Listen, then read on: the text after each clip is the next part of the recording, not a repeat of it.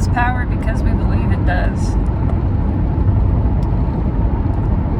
Feeling hurt and facing difficulty and challenge and pain is exactly those things. It hurts, it's painful, it can be very difficult and very challenging. And there is plenty of room for compassion and awareness in all of that. To be honest about it, to say it is what it is. Pain is painful, challenge is challenging. But to introduce this other narrative of harm, that it's dangerous, that it's worse than, that it's something you must be suffering in. It's unhelpful, it's unrealistic, it actually covers up and keeps us from facing and experiencing the reality of what's here.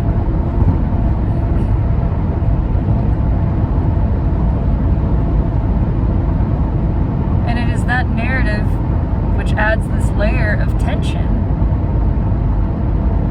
that is unnecessary, obscures reality,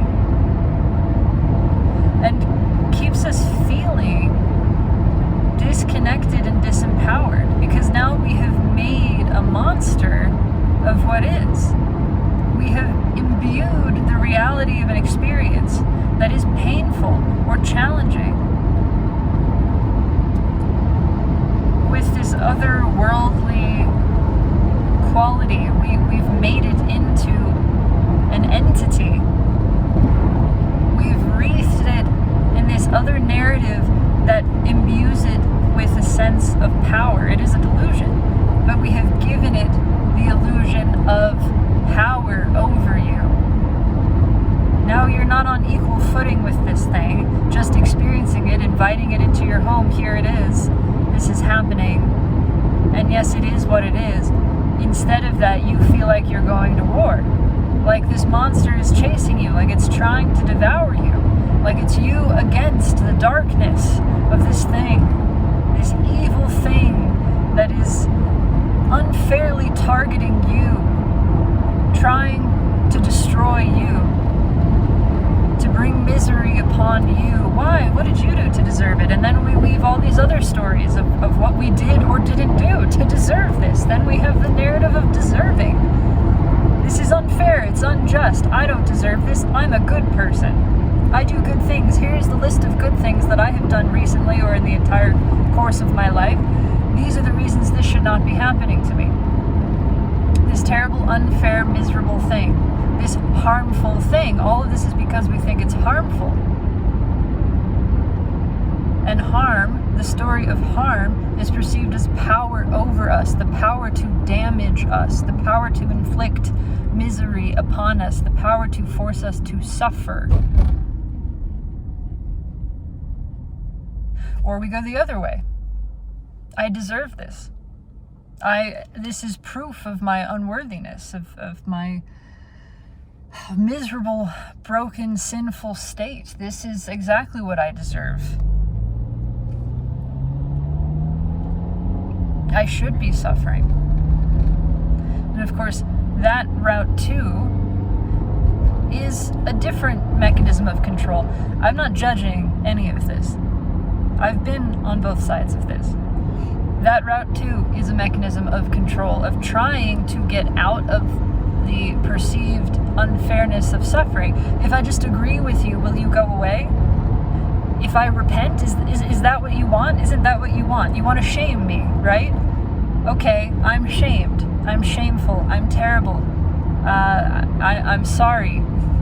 Here are all the ways that I will now try to change. Will you leave me alone now? Will this unfair, miserable suffering, this harm go away? Can I avoid this harm by agreeing with it in some way? We're still feeding into the narrative that harm has power, and it will never go away in either of those instances. Many people pick one and they go full bore that direction, whether it's blame or shame. Many more people, I I think, from what I've seen, tend to flip-flop in between. Sometimes it's shame, sometimes it's blame. It can oscillate so rapidly that it's many different things over the course of a single minute. But neither of those narratives, whether you are clinging to and bringing harm close to you and saying, yes, just, like, get it over with, rape me already, I deserve this, or you are pushing it away, saying, no, you horrifying monster, you offensive creature, this is wrong.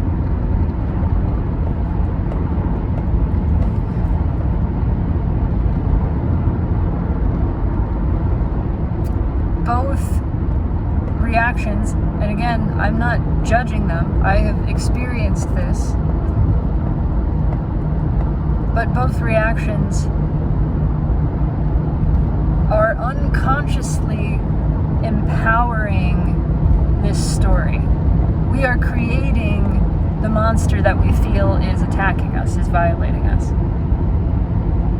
We are giving it the power to do so, which it's not actually, but we feel that it is. We believe that it is, and all experience is feeling. So it feels real. We may as well be actually experiencing this violation because we have imbued it with a sort of reality. Of course, there is still a base level tension because the broader reality knows that this is an imagined scenario, that this story is not true. The broader reality is not supporting this story as true. But you are so free, we are so free in imagining and creating our experience that we are allowed to experience it as though it were true. There will always be a tension and a suffering in that, which is our indication that the rest of existence is not in agreement with the truth of this, but it's allowed to be experienced. We are allowed to experience whatever we choose to experience. We're allowed to tell any story that we want to concoct any sort of emotion that we can come up with, to create and then live out anything, any experience.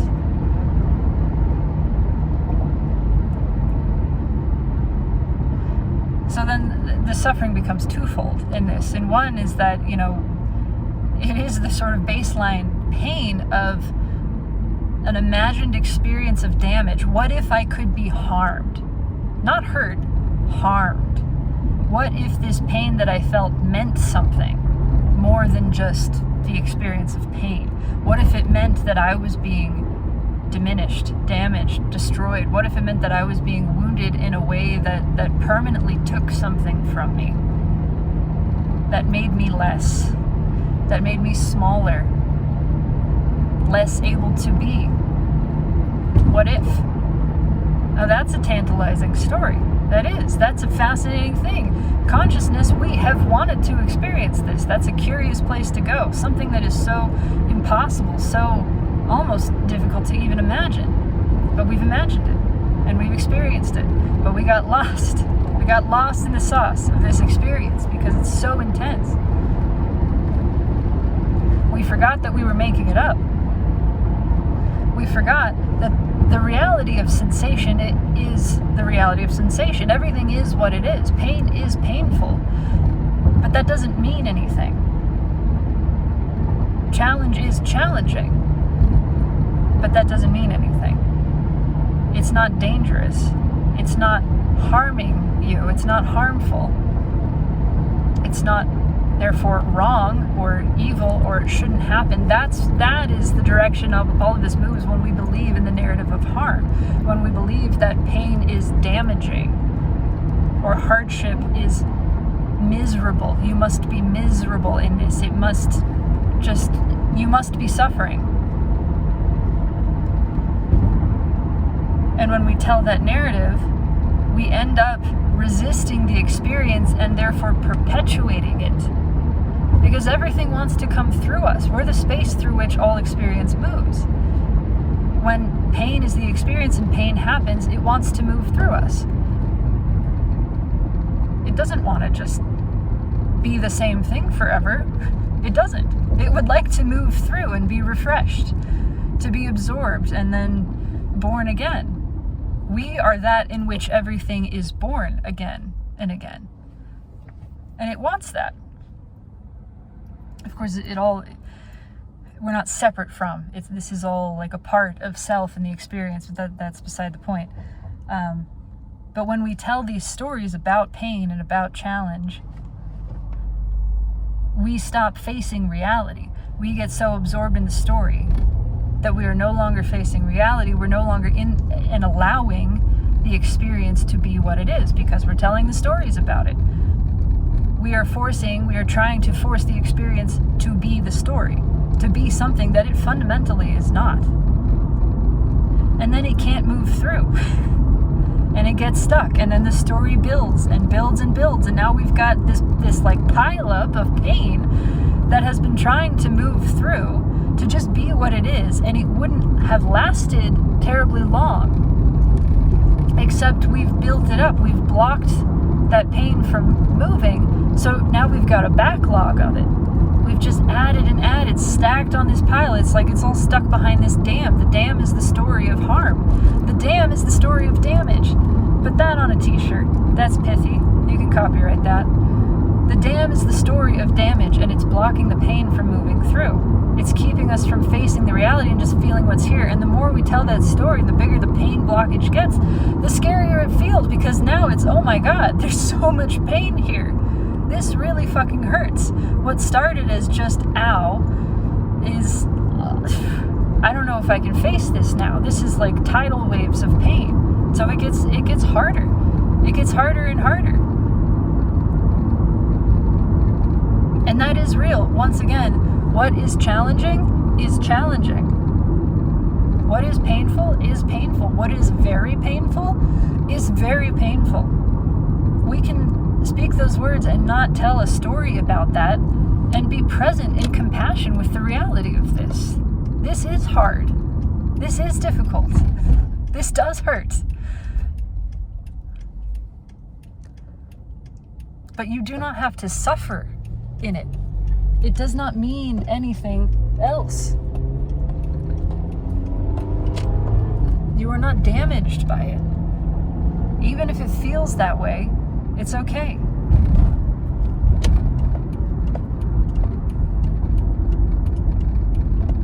This isn't even exactly what I intended to talk about. It's just this narrative, the story of destruction, of damage, is the root of shame. We only feel ashamed and we only feel threatened by shame because the story of shame is the story that says, this is harmful. This is dangerous. That's what dangerous means. Causing harm. That's what bad means. That's what wrong means. That's what inappropriate means for most people. There's a way to use that word that is not laden with judgment, but it's not even relevant. It doesn't matter. That is just like, this doesn't fit here, you know? Like, one of these things doesn't belong, and it's just, you know, in this category, it doesn't fit. Anyway, the story of shame, which is the mechanism that the mind uses to police experience, to govern experience, to try to force you to behave, to keep you out of the present moment. It's not malicious. It thinks it's doing a protective thing. It doesn't understand what's happening. But shame is the primary method the mind uses to police behavior, to keep us out of the present, to keep us in suffering, ultimately. It thinks it's keeping us safe. It's doing the opposite. It doesn't understand. It's okay. But all of this is built. Shame is built. The power of shame comes from the power that we give the story of harm, the illusion of harm. When we believe harm is real. Hurt is real. Hurt is real. Pain is real. harm is the story of what hurt means. And that's not real. That's made up. That's a story. So once again, hurt is real. Harm is the story of what hurt means. And fundamentally, it cannot then be real. We can believe that it's true. We can imbue it with a degree of reality, and reality will support us up to a point. It will perpetuate that delusion, but it can't make it real because it's not. It's not.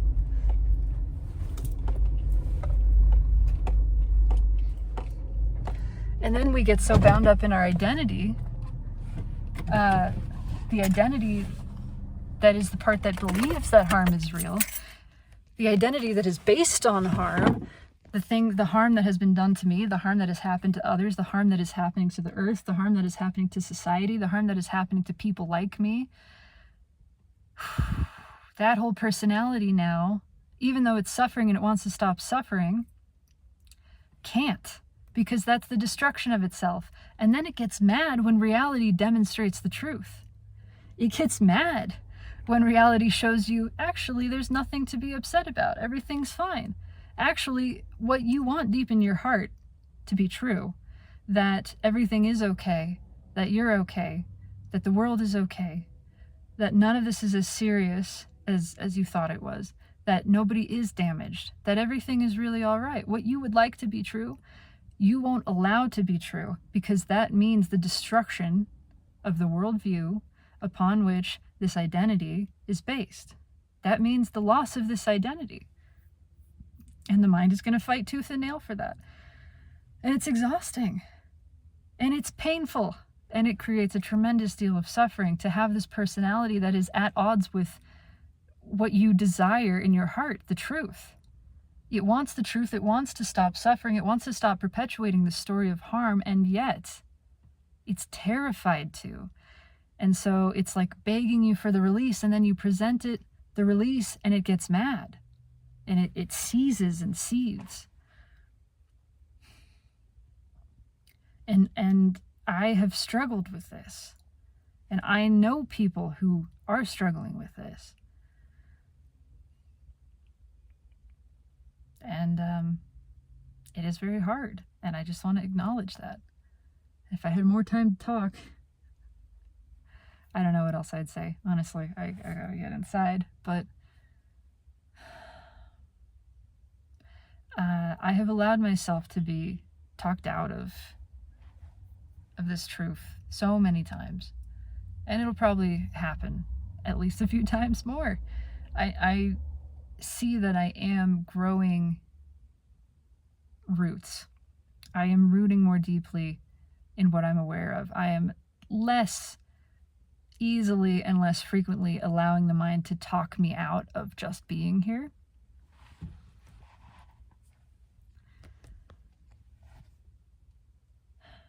It does still happen, and it's amazing to see how many tactics it has, how many different versions of the shame story it can tell. It just keeps trying things. It's one of these is going to work. One of these is going to work. Just run through the catalog, like it's got a card catalog of things that have triggered me in the past. How can we shame you out of being present? How can we scare and shame you? So again, shame is a weapon that only has power because of the underlying story of harm. How can we convince you that what you are doing by simply being present is dangerous and bad? It's either it's dangerous for you, or it's dangerous for other people, or both, or it's harmful to you. Again, it's all the same thing. It's harmful to you. It's harmful to other people. My mind has said it's spiritual bypassing to be present, to stop trying to figure anything out and just be here, to give myself permission to trust and feel good in, because it's against the same thing. To just be here means I'm stopping everything else.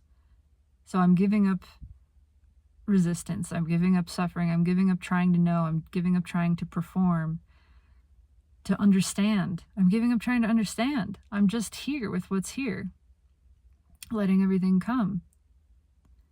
And that's deeply trusting. That's open, and it feels nice.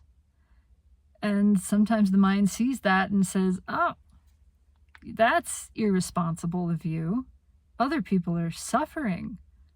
People are having a really bad time right now. You know, what about all of the children who are starving and dying, literally being shot in the street, and people who are homeless and medical whatever. There's like so many. It'll just run through the images of like, you know, you should feel bad. How can I get you to feel bad? How can I get you to feel ashamed, to feel like your choice to just be present with what is not allowed? It's dangerous. It's harmful. How can I get you to give up that freedom of unconditional good feeling? Which isn't like happiness. It's just, I mean, happiness comes and goes, but it's just presence. It's just being here. It's just being open. It's just being the space, and then things move through, and being the space is satisfying. So there's a baseline of peace and acceptance and appreciation that is like so much deeper. It's like on a different range of frequency from all of the stuff, all of the other stuff. Anyway, it's tried really hard, and it was successful for a little while. Amazing how, it will convince me that, so once I've destabilized just a little bit, it goes, ooh, we want peace back. You want peace back, right? Follow me to peace. Instead of the peace that you know is here when you just stop, you give up trying to understand or figure out anything. Just figure this out. Once you understand this thing enough, once you puzzle this through, just follow this thought all the way through. There's going to be peace at the end of it. There's peace at the end of this. Yeah, come over here. There's peace inside this maze. It's the cheese in this maze. Come get this piece. Leave the piece that you have to come get this one, huh? Right? Yeah? No. This is better. This is better peace. This is the more real. This is the one that's gonna let you like help people or something. Yeah. Oh, it's conniving. It's very clever. It's very fucking clever. And I followed it. I followed it for at least a couple of days. And just today, I'm seeing it more clearly.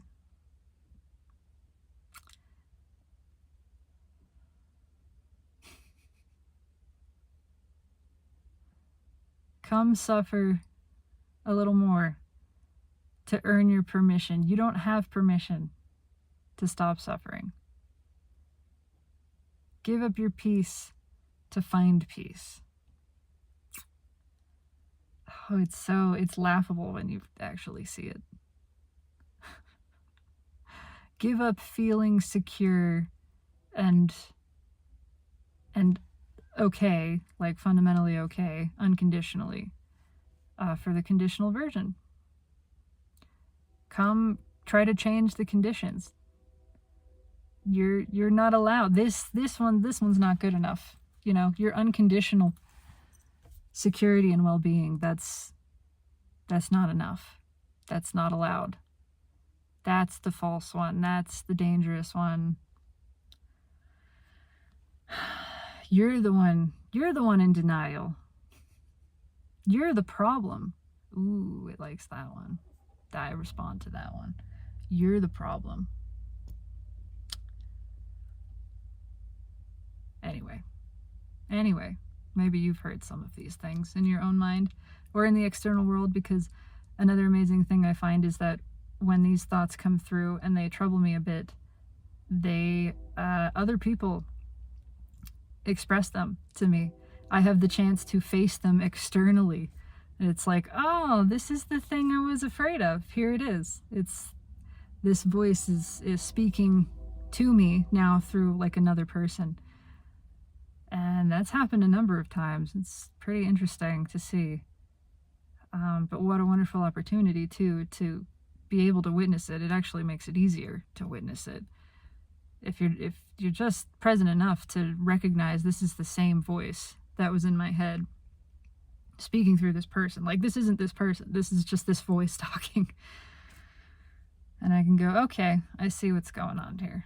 Yeah. You're trying to scare me. And it's not a malicious thing.